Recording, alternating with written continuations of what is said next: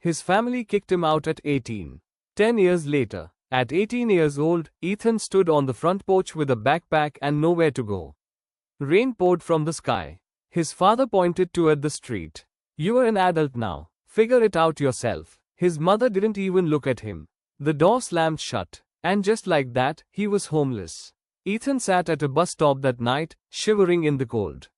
He had $43 in his pocket. No car, no job, no plan. Only one question filled his mind: why wasn't I good enough? For weeks, he slept wherever he could. Sometimes on park benches, sometimes in shelters, sometimes not at all. Friends slowly stopped answering his calls. One by one, everyone disappeared. But something happened during those lonely nights.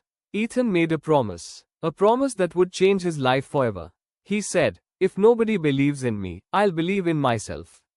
The next morning, he walked into a local grocery store. He asked for a job. They rejected him. He tried another store. Rejected. Another. Rejected. And another. Rejected again. 37 applications later, someone finally gave him a chance. The pay was terrible. The hours were worse. But Ethan worked harder than anyone else. He arrived first, left last, saved every dollar. While others spent money on entertainment, he spent nights learning business, marketing, sales, anything that could help him escape poverty. Years passed. Slowly, things started changing. He got promoted, then another promotion, then another. At 24, he started a small online business from a tiny apartment.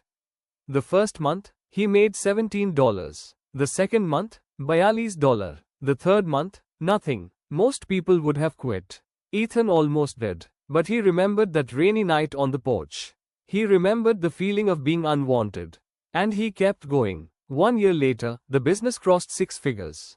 Then 7. Soon, Ethan wasn't just surviving. He was thriving. He bought his first house.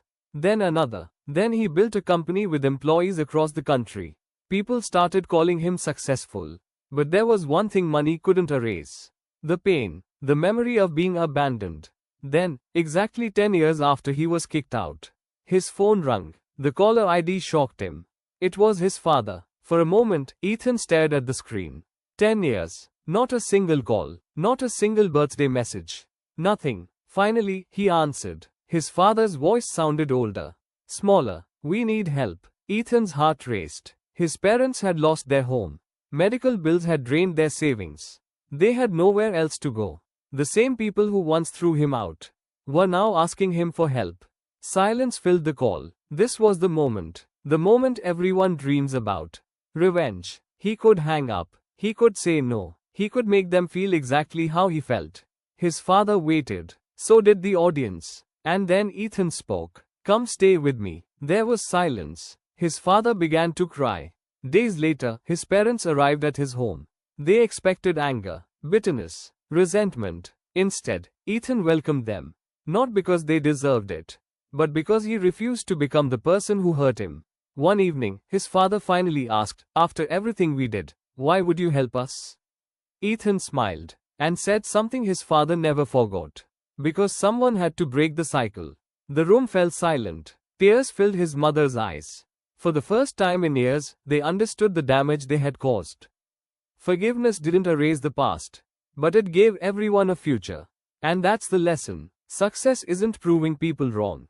It's becoming strong enough that you no longer need revenge. Sometimes the greatest victory isn't getting even. It's choosing kindness when you finally have the power not to. And that's exactly what Ethan did.